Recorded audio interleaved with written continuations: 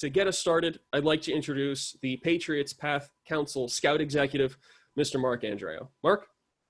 Thanks, Rich, and good evening, everybody. My name is Mark Andreo. I'm the Scout Executive for Patriots Path Council, also the CEO for the Council, and I've been working with the Scouts for 27 years now. But you know, as a youth, I became an Eagle Scout in Staten Island, New York. So it's been a great road and a great opportunity for me to be involved with Scouting since I was 8 years old.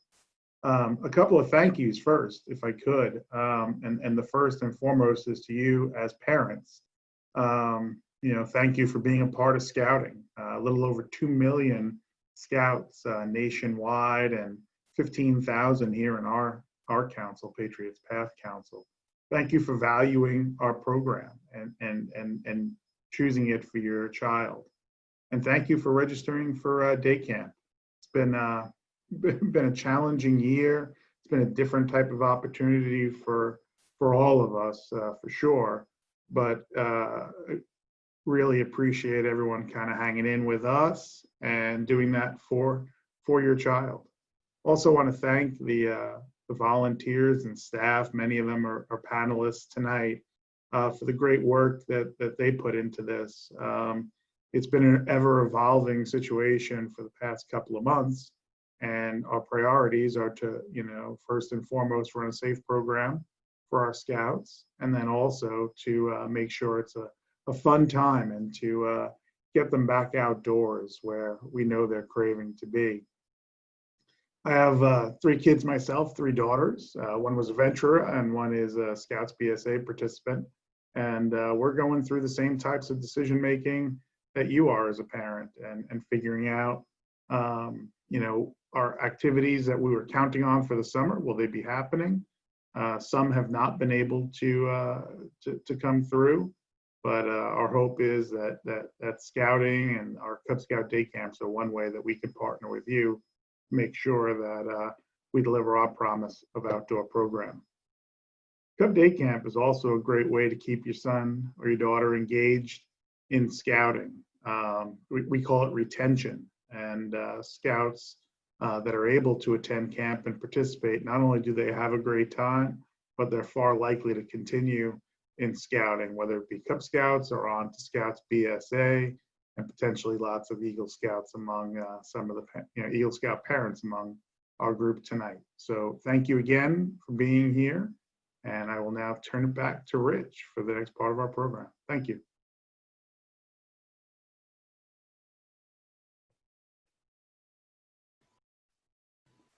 Thanks, Mark. Next up this evening is one of our dedicated volunteers, Mr. Jay DuBois. Jay is the chair of our camping committee here at Patriots Path, a committee that's made up of volunteers from all walks of life that come together to set the direction of camping programs for Patriots Path. It's good to have you with us here tonight, Jay. Thanks, Rich. It's a pleasure to be here. I'll echo Mark's thanks to all the volunteers, all of you who run packs and dens. As a line leader myself, I know how hard this is to have a whole lot of scurrying youth about that are worn out from being trapped inside. And the challenges of trying to do den meetings over Zoom is real difficult when they're that little. I want to tell you a little bit about your camping staff and the camping mission. And I want to, while I do that, I want to make sure you understand we sympathize with your difficulties as leaders in trying to make your program run during these times. The camping staff has worked very hard and diligently with many meetings and many hours devoted to making sure we kept the camp open and that we could provide your Scouts with a summer camping experience. It wasn't always easy. The targets are moving ones, and sometimes plans that were finalized and set on Monday night were ruined by Tuesday afternoon. So the dedicated staff at all of our camps has worked hard to put together a program which we hope will be valuable to you and your Scouts. Like I said, our goal all along was to make sure the camp was open and that the Scouts could come and enjoy themselves. You know, Cub Scouts are the foundation of our program, and it's really important that we provide them an opportunity to be Scouts. We can't go anywhere without Cub Scouts. We want them engaged as much as possible. I'm sure you do too. Cub Scouts to me has been a valuable place for me to stay involved with scouting as my son has moved on through the Eagle ranks. I maintain a position in Pack 36 as a line leader and a committee person, and I enjoy being with the youth and seeing how they grow and knowing that they're the future of our program. The natural evolution of our current situation with the virus led us to a program which we think we've covered all the bases on. We've done a lot of homework, and later on you'll hear from our camp director who will lay out the program for you, and hopefully that encourages you and gives you the confidence you need to send your scouts to a Patriots Path camp. We've also come up with some fresh approaches to do things, some new things that are driven by the virus. So that'll give your scouts an opportunity to see what the future of scouting looks like. And then to end that, I will echo what Mark said, and thank you for being the volunteers and for working as hard as you do and keeping your sons and daughters in scouting. Rich? Thanks, Jay. I know everyone must have questions, and I encourage you, please ask. Use that question and answer field down at the bottom in your menu. Submit your questions. We can't answer if nobody asks. We'll keep answering what we can, and if it's something that we're going to address live, we'll let you know. Moving right along, I know you're all curious about summer camp this upcoming season. So to describe the program and help us answer some more of your questions, it's my pleasure to introduce the camping director of Patriots Path, Mr. Keith DeLugas. Keith, what can we expect at camp this summer? Well, first of all, I just want to let everybody know one of the top questions that I've received over the past couple of weeks has been, how do you expect to run camp if the state says you can't? And obviously, we can't run camp. We have to follow the state laws. We're following CDC guidelines, the American Camping Association guidelines, and guidelines put forth by the Boy Scouts of America. So we're building our program around quite a bit of guidelines and rules. It's a little bit more than the normal state health code, but it's really designed for the safety of your kids. So we're going to start off right from the beginning of Cub Scout Day Camp. So the first day of each session is going to start out with campers arriving at camp and then having their temperature screened to make sure they're within the tolerance, and also to present their medical forms part A and B. And there's going to be a form issued to the parents that needs to be filled out. It's just a medical questionnaire regarding COVID-19 symptoms. And that form will be available on the website in the next week or so. It's just getting finalized. They'll also be asked if they've come into contact with any confirmed cases in the last 2 weeks. And attendance will not be permitted until the camper shows that he's not a elevated risk to the other campers or staffs. Daily, the health officer will do temperature checks and check for symptoms. So every day, Danielle, our health officer, will be keeping track of each and every scout. The program itself is going to be set up very similar to the way we've always done things, with a couple exceptions. So the scouts will be divided up into dens. The den sizes will be groups of 10 or less. There'll be a total of 5 dens in camp each period. The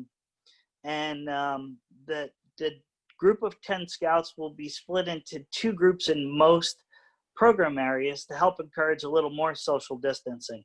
So if a group travels to shooting sports, 5 of the scouts will go to BB and 5 of the scouts will go to archery, and then they'll switch. The scouts will do all of the camp activities with their group. So they'll be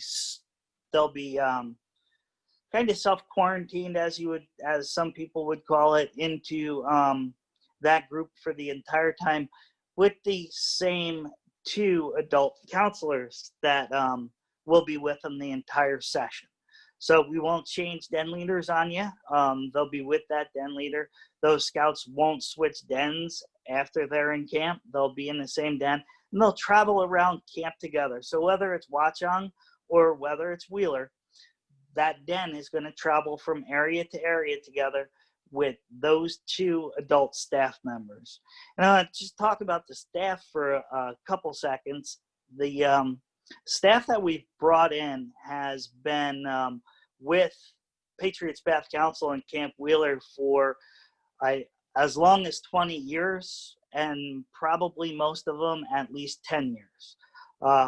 So the staff is adults. They're professional educators. They've been with us for a long time, and we know that we can trust their judgment to go around with those 10 youth, and there'll be 2 adults with each group. So it's going to be an extreme example of the CDC and the American Camping Association guidelines, the way we plan to operate this. And it's really a model day camp for other people to mimic in the future. So it's kind of exciting, and I'm really excited to have this staff together. So facilities, the campers and staff will wash their hands with soap and water for 20 seconds before entering each activity area, and when they leave.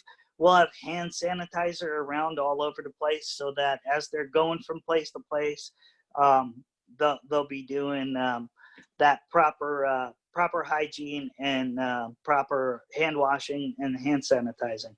All materials that they use in each area and all high contact surfaces will be sanitized before each scout enters the area. So if they're going to archery, they're going to be using bows and arrows, and we'll have to make sure that those bows are sanitized in between each use and the arrows and such. BB gun will be the same thing, where we'll have to sanitize the BB guns. The eye protection goggles for the BB gun range is a big thing that we need to make sure is sanitized. And our plan is to purchase about 4 times as many pairs of eye protection as we normally do, so that we can have eye protection being sanitized while other eye protection is drying, and so on. So we constantly have a nice rotation that we know is freshly sanitized and cleaned, and so we can help, prevent the spread. All camp activities, weather permitting, will be held outside. And that's a key thing with the CDC and all the other guidelines that we need to follow. The general feeling throughout the healthcare community is that the disease really kind of doesn't spread very well when you're outside like this. So we want to make sure all of our activities, weather permitting, are held outside. Activities that would be inside, potentially at Camp Wheeler, would be lunch, and that will also move outside. All campers within their groups will be monitored to maintain the 6-foot social distancing with other groups. The floors and tables of any buildings or pavilions we use will have visual reminders and some physical barriers to use to help the scouts, understand that 6-foot guidelines. I realize that a second grader is not going to comprehend what 6 foot really is, and I bet you if you pulled 3 of them, you'd have 3 different examples of 6 foot. So we're going to install some physical barriers and some physical markings and things like that to ensure that those scouts will understand it. In the event of bad weather, camp activities will be moved to either under the pavilions or inside if necessary. And at that point, we'll have to maintain the social distancing a little more stricter. The recommended guidelines is basically, and Andrew, if you could just put up that slide for me. the CDC recommended guidelines use pods, which in our case is dens. And so basically that pod or den consists of 10 scouts and 2 adults. That pod doesn't have to social distance within themselves. They travel together to program areas, they eat together for lunch. They don't social distance within the pod, but they social distance from the other pods. So dens never overlap. And I keep using the term pod and I use the term dens, and I'm kind of combining CDC guidelines and I'm combining Boy Scouts of America terminology and trying to make it so that when you read something on the in the newspaper about the CDC or the American Camping Association, you can kind of put the two together. So pods and dens are the same thing. If you have a son or daughter who is in the Scouts BSA program, a patrol and a pod are the same thing. So the dens or pods never overlap, and that's how we keep our social distancing. So as one den moves to Scoutcraft, they don't overlap with another den, and those circles stay 6 feet apart. So the CDC is calling this the concentric circle model, and again, it's 2 adults, 10 to 12 youth in a circle. That circle is the pod, and that pod never overlaps each other. They don't they social distance from everything else. It's essentially designed to assist in contact tracing. So one of the ways we can prevent the spread is by figuring out who the person's been in contact with. So this helps us with contact tracing. So our den lists and our registrations, all the contact information that you put on your registration forms will be shared with the health department if need be. If there are any cases of COVID-19 within our groups, then the health department will do contact tracing using our rosters, and we'll be able to identify the specific den that scout was in and be able to reach out to all the families in that den so that they can get tested and they understand there was an exposure, or God forbid there was an exposure.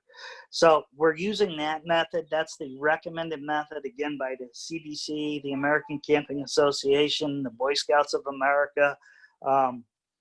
So it's very similar to what we've done with Cub Scout Day Camp in the past. At Camp Wheeler, we've had den sizes of probably 16 to 20 kids with 2 den leaders who may have been 15 to 18 years age. So the big difference here is each den is going to have 2 adults with them. Those 2 adults will have the common sense and the training to make sure that the scouts are doing the proper hygiene and the proper social distancing and all that. It is recommended that have your child bring a mask. And you might want to start practicing the mask thing. One of the things that the outdoors industry is finding is that these scouts, these kids haven't been to school in months. They haven't really been with other people in months. They may have not even seen other people with masks on other than on TV. So we want to make sure that before they come to camp that they know that there'll be people out there with masks on. At check-in on the first day of camp, everybody should be wearing a mask. Staff, scouts, parents, everybody, because that's our highest contact time. We promise to get you through as fast as we can, and with a limitation of only 50 scouts in camp and all those adult staff members, we should be able to get you in and out on check-in very quickly. If you have some paperwork that needs to be turned in or medication that needs to be turned in, that'll slows up the process a little bit, but we'll have extra people on hand to make that process flow. So yeah, that's a lot of information I have there. I did want to point out that we did have to get rid of busing, and that was not our choice. That is the bus company, basically when school stopped, wound up laying off all their drivers. And so we don't have a bus company to even use for busing. So that led us to modifying how we would run the program, and then with the CDC guidelines. So we want to do, and what we're planning to do is have 2 3-day sessions per week, Monday through Wednesday, Thursday through Saturday. And we'll run for 3 weeks at Camp Wheeler and then 3 weeks at Watch on Reservation. We're doing those 3-day sessions to maximize the social distancing and to minimize the amount of scouts at the program at one time. We, for the Wheeler price, has gone down dramatically, again, because we have gotten rid of buses. So basically the price for Cub Scout Day Camp for that 3-day session is $190. For our Watch on people, you're thinking that you were going to pay $190 for a 5-day session, and now you're paying for a 3-day session. And I do apologize for that. That's not a discount, and it doesn't seem fair. However, the cost of managing this program and the cost of materials and cleaning supplies just went up exorbitantly with COVID-19. Our cleaning supplies and our hygiene and maintenance stuff is basically just a budget burster for us. And so we came up with the $190 price. We didn't increase your price, but we wanted to try to make it as fair as possible to allow you to come to send your kid to camp. So at that point, if there are any questions we can field live, Rich, shoot them at us.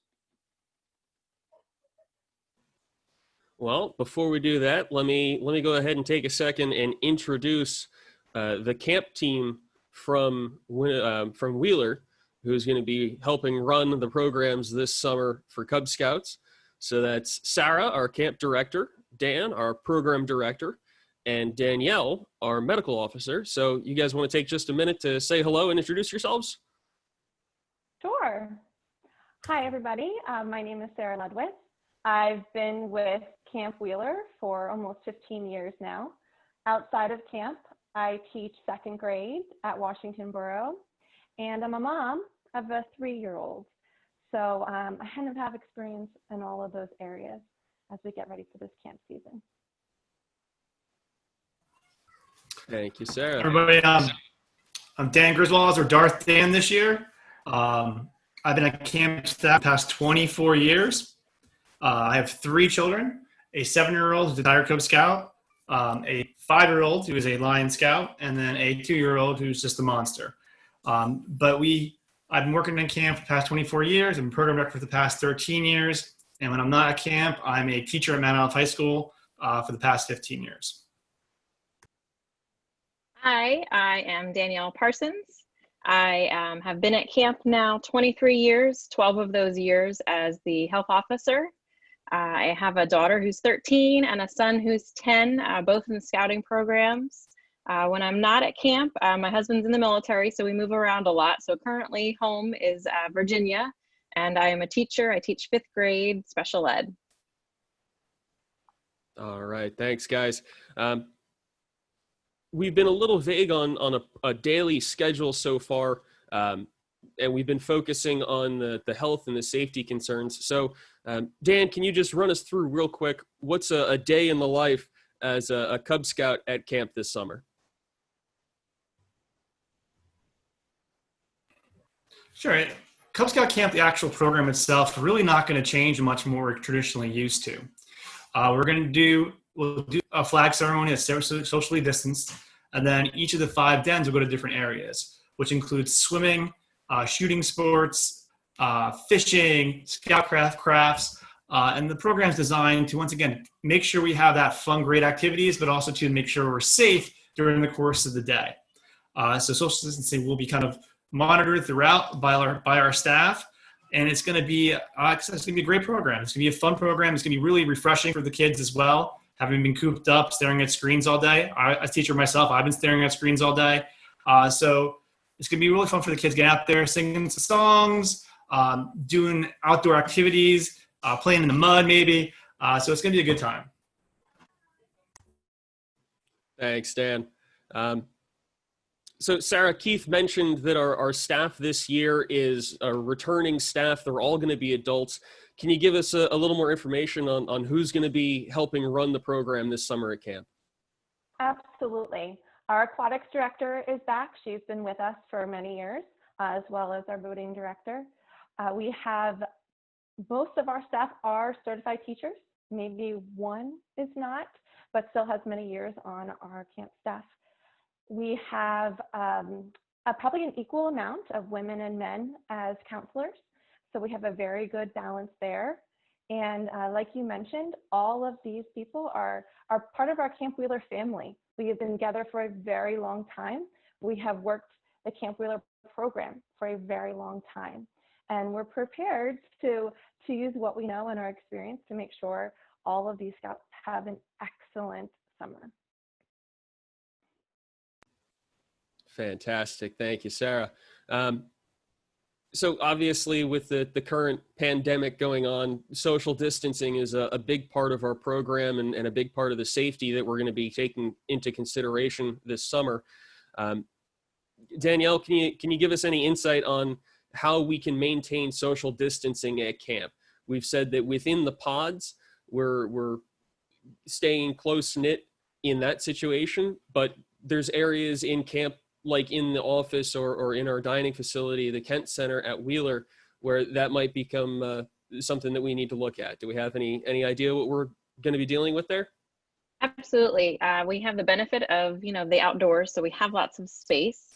At lunch in our Kent Center, we have room outside where we can set up picnic tables and eat so that each den is, separate from each other. We also have plenty of space, so we can even space out the dens, at tables so they're not sitting on top of each other. There's generally no time that the scouts need to come to the office unless they're sick. So, groups won't be in the office, and whenever possible, everything's going to be outside. The majority of actually all of our programs are outside or can be outside. We have a crafts building, but we have a picnic table outside. So that can be something that's held, outside. So we definitely have the benefit of space. Fantastic, thank you. So we're seeing a lot of questions about some of the aquatics programs, particularly in dealing with swimming. So Keith, you might know as a facilities perspective, what in the pool needs to change as a precaution for COVID, if anything?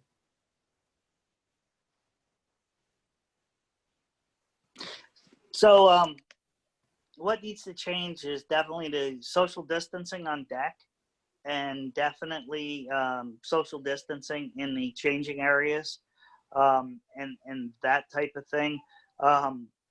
PPE for our staff, personal protective equipment, will be modified so that that our staff is protected, and but essentially running a pool properly and maintaining the proper chlorine levels.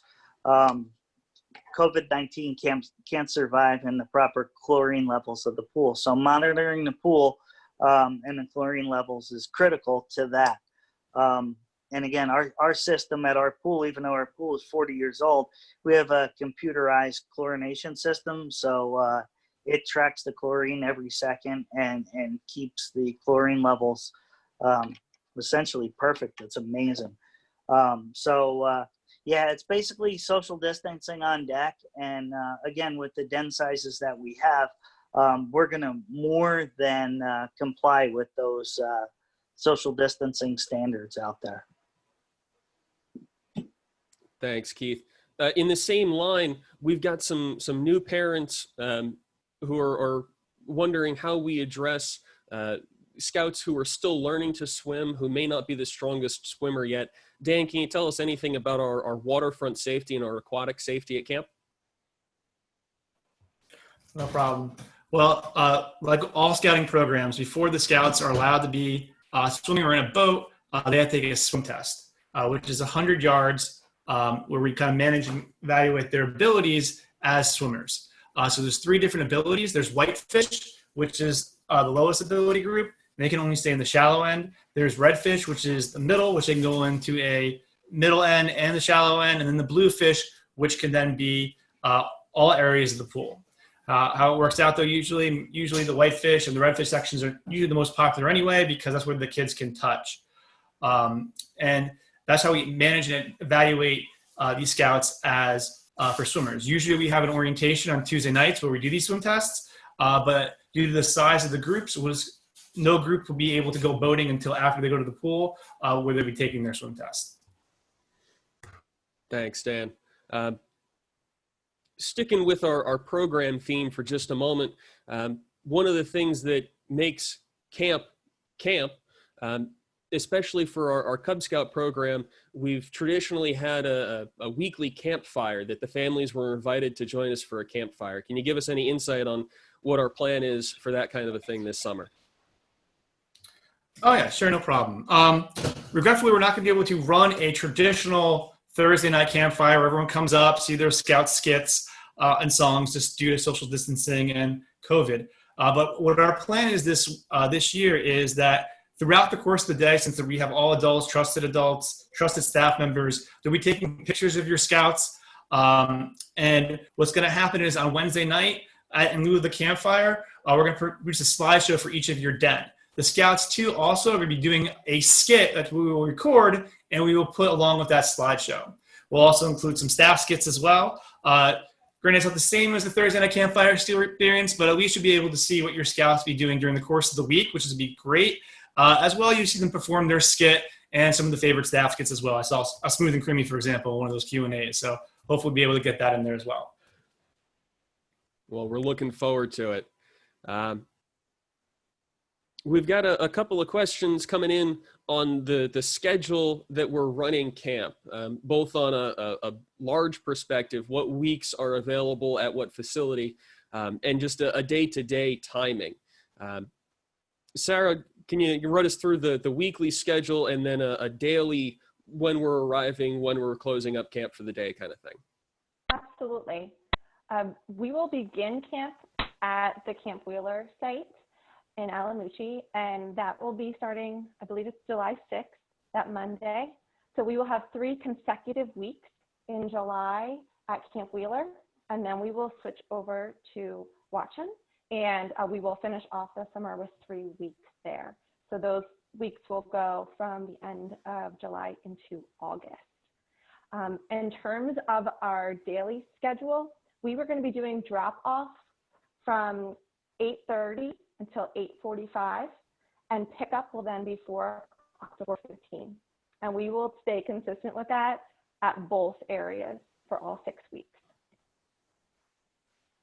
Thanks, Sarah. While I've got you, we've got a question about traffic maintenance and traffic safety as we're coming in and out of our sites. A returning family has mentioned that the road into Wheeler gets a bit narrow in places.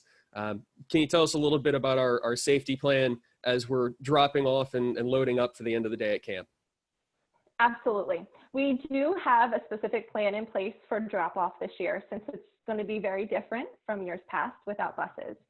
We will send out a diagram for drop-off, so you'll have an easy way to visualize where we're asking you to pull in, and we hope to do it in shifts. That way we're getting a whole group out and a whole group in without too much of a problem. Any of those really, really thin spots, hopefully with practice we can certainly try to avoid extra congestion. But with only 50 scouts, we should be really able to manage that. And it's my understanding that at Watchung it is a nice, easy place for pickup and drop off, so we won't have any of those issues. But we are working on a schedule for pickup and drop off, and we will do our best to make sure that it runs smoothly, and we provide proper direction and plenty of diagrams to you prior to coming that week. Thank you, Sarah. Let's bounce over to Danielle for a moment. We've got a couple of questions about bathrooms and hand hygiene during the day. Can you give us any details on what reminders or procedures we're going to have in place this summer to help keep our scouts cleaner than they might otherwise be? Yeah, so we are working on putting in some extra hand washing stations. There'll be kind of like a spread out trough, where multiple scouts can wash their hands at the same time. So in areas, we'll kind of spread those out so that the scouts can wash their hands, prior to entering areas and then also leaving, and then, sporadically throughout the day. Because we do have adults with us, we can build that into our schedule, those reminders to keep, hands clean. Restrooms, they're spread about the camp. Most of them are just either single use, so they can be cleaned in between scouts. We don't need to worry about, being inside, or we also have, the, kind of traditional camp restrooms, which are open air, with the walls around them. We're still out, in the outside with those. So we should be all set with that. Thank you, Danielle. Keith, you settled in over there. We can go back to you for a moment. We've got a question about a family that may not be comfortable sending their scout to camp this summer with the new conditions and lack of busing. Transportation might be an issue. They're wondering what refund policy we have in place for our summer programs this year, if they're already registered. So our refund plan is our time frame for a full refund starts June 1st through June 30th for 100% refund. You can go on to the Patriots Path Council website to our camping homepage, and you can find that refund policy. Or you can just email me or Bridget Capon or Rich, and we'll get you set up with that refund policy or refund. Again, so the refund period is June 1st to June 30th. The current plan is to release checks as soon as those refunds start coming in, and hopefully have everything complete before mid-July. So we'll try to do it as timely as we can. There's a lot of them between all the camps that we have had to switch around and do all that. So it's going to take us a little bit of time to accommodate that. But the refund period for 100% refund is 6/1 to 6/30.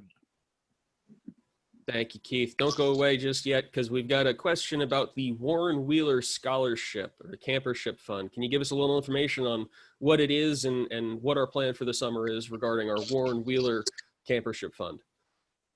Okay, so the Warren Wheeler Campership Fund is a scholarship program for people in need. We had extended the deadline, which is already passed by almost a month, and we may open that up again now that we have some firm plans for program. There is a committee in place. You fill out your application online, and that committee reviews it, and 90% of the time they grant your request for what you're asking for. There's probably 4% of the time where they your story and give you more money than you asked for. So it's a great group of volunteers that review that. If you've applied for one and you haven't heard back from us, that's because the committee has not exactly met to make all the approvals yet, and that's because of all of our programs were kind of up in the air until a week or so ago when we kind of finalized all our decisions. So if you've applied for a Warren Wheeler scholarship already, and you haven't heard, you'll be hearing probably within the next 2 weeks that you've received it and how much money you've received toward it. So don't worry about it, and don't worry about early bird pricing or anything. We'll get you taken care of as soon as that committee meets. We'll be meeting with that committee tomorrow morning at 7:30 in the morning, lucky me. And we're going to talk about maybe extending the deadline once again for Cub Scout camps to help some parents out. We all realize that this is an incredibly tough time for everybody. In fact, this is my first pandemic. was totally unprepared for it and didn't know what to do. So I'm sure there's a lot of people like that as well. A couple of answers to some other questions that I heard while sitting here, and we're going to be adding a lot of portable hand washing stations to Watch on Cub Scout Day Camp near the program areas, so that we're constantly sure that they're cleaning up. We'll bring them in along with the Porta-John Company, and the Porta-John Company will come in and do daily cleanings on that rather than the weekly cleaning that you'd normally see for a Porta-John. For check-in, check-out with vehicles, we're going to use the Trailside Nature Center parking lot up on top of the hill to do check-in, and when you come down towards the Watch on Day Camp area, if you're familiar with it, there's a campfire area with benches. So we're going to do our check-in with at those benches where we can line up dens at those benches where we have natural barriers to kind of corral the scouts into their den and plenty of space to social distance them. So rather than drive all the way down the hill into the Watch on Day Camp circle there by the pavilions, we're going to do it up in the upper parking lot and bring the scouts down that way where we can control the social distancing. Plus side of that too is the flush bathrooms are right there at that nature center too. So it'll kind of ease that morning transition from the car to camp. So it's just some things that I wanted to share. While I've got you, Keith, we've got a couple of questions coming in about trying to ease the load of transportation, and questions about carpooling and getting together with your den. So let's start with, if we have two scouts from the same pack or the same den from their unit, will they be placed together if they are attending camp the same session? Same pack, same den, same age? Yeah, sure. Fantastic. What about carpooling? If we've got a couple of families from the same area that are trying to make it easier to get to camp without busing this summer, what's our policy on carpooling? So my official answer to that is that we can't encourage you to carpool. It's totally up to the families. If the families feel comfortable with the social distancing, with the COVID-19, with all of that stuff, and the families make that decision on their own to carpool, that's fine. But I can't officially encourage you to carpool to camp.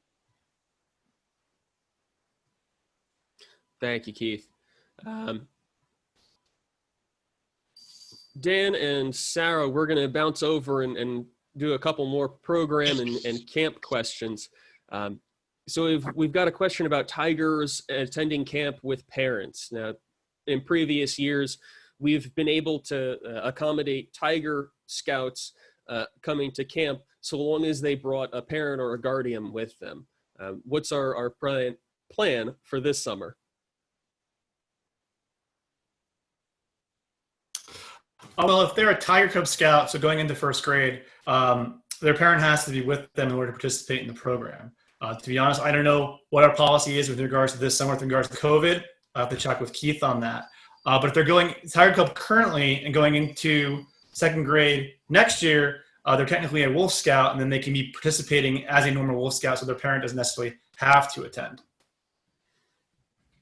Gotcha. Keith, can you weigh in on a tiger with a parent attending camp this summer, 2020? We've been trying to discourage that for this summer. We will have Tiger Cub specific programs throughout the summer that we're starting to plan and starting to develop and starting to get out there. We're kind of discouraging that younger scout from coming to Cub Scout Day Camp in the COVID environment right now. I think it might not be in their best interest, and it might be harder on the parent, but we will have some tiger and lion specific programming that'll be announced. Thanks, Keith. looking back, we've got a couple of questions that have come in about shared materials. So Danielle, from a health perspective, we're looking at disinfecting and cleaning shared materials, things like the eye and ear protection for shooting sports. Can you give us an oversight of what we're looking for this summer for shared stuff like that? Yeah, so because we only shoot BB guns at Cub Scout camp, we only have to use eye protection. And we've made sure to order eye protection that is all plastic so it can be properly cleaned. And each den is going to have its own, or each adult in the den is going to have its own, set of cleaning supplies. So as they travel, they're able to, clean and sanitize, after, each scout or after each den leaves. That includes, in archery, we've got the bows and we've got the arrows, BB guns and the goggles. Down at boating, we've got, oars, and then also we've got enough life jackets so that each scout, while they're there, will have an assigned life jacket. So we won't need to worry about cleaning that every day because they're a little more difficult to clean. They'll just have their own assigned to them. It'll be hung up, on a separate hook. They'll be spread out. Each scout will also have a number, which will help, so we can number things that they can use that is primarily or is just for them while they're attending. That number will also be used for pickup and drop off, similar to, any parent that's participated before in a school that has drop off and has used the number system. It really streamlines that process. Thanks, Danielle. Give me just a moment here. We're getting a couple of questions about the inflatable water slide that usually makes an appearance at Watchung. And will that be available this year for our program coming up? Keith? So while it's certainly available, we're going to have to see how the guidelines roll out from the state health department to see if they'll allow us to use that type of equipment and evaluate that. We own the piece of equipment, and I have a pretty good plan in place to keep it sanitary and keep it clean and keep it chlorinated. However, it's gonna really be dictated by the health department when as we get closer to the time for camp. Thanks, Keith. We're getting down to just a couple of core questions left. The one that I want to start with here is confirming our mask policy and when the scouts or parents might need to wear a mask. So let's just run through during pickup and drop off, who's going to need to wear a mask or PPE while they're doing a pickup and drop off. Sarah, Danielle, would anybody like to weigh in?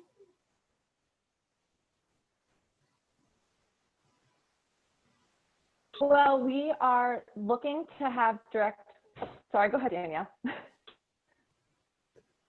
Sarah, take it away. We are looking to, without orientation, we have to have some direct contact with the parent who's dropping off their child, and we're going to need information from them. So we all will have our masks on. We hope that with you driving, if we're communicating with you, that you'll have a mask as well while we're doing that communication. If there are two adults in the car and that second adult is going to be the one that we are communicating with, then that is the person that should be wearing the mask. Our goal is to just make sure that the adults that are there and providing the information to make sure that we have everything that we need to ensure the safety of the scouts is protected and that we are protected as well. Would you like to add anything, Danielle? Sure. And then because we're outside, current CDC recommendations, as long as we can maintain, that social distance, it's not necessary to wear that mask.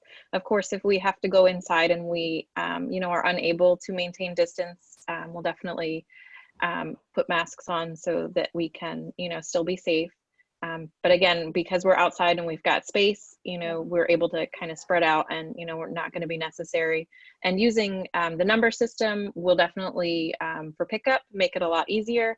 You'll see when we send out the diagram, it's going to be very streamlined. You're going to pull up, a staff's going to notice your number, going to call over your scout, and they're going to enter your car. So there won't be a lot of contact on that pickup side, as well as drop off on, your second and third day. We'll notice the number, we know who's coming, and, we'll have that streamlined as well. So your scout can just exit the car, no contact needed, and then start their day. Thanks, Danielle. We're going to kind of combine a couple of questions into one here. We've got a couple of questions about scouts bringing their own equipment, whether it's their own life vest or their own eye protection that they would use at BBs. Where are we going to fall on scouts bringing their own equipment to camp? Dan, would you like to weigh in? Yeah. In the past, we don't discourage scouts bringing their own equipment, such as, eye protection, a life vest if they want. The issue is that they would have to be carrying it around over the course of the day. And also the issue in the past has been it getting lost in the bus. So if you believe that your scout is responsible enough to carry their eye protection all day and carry a life jacket all day, of course they can bring it. But if not, we will be able to provide sanitized, clean equipment for them to use.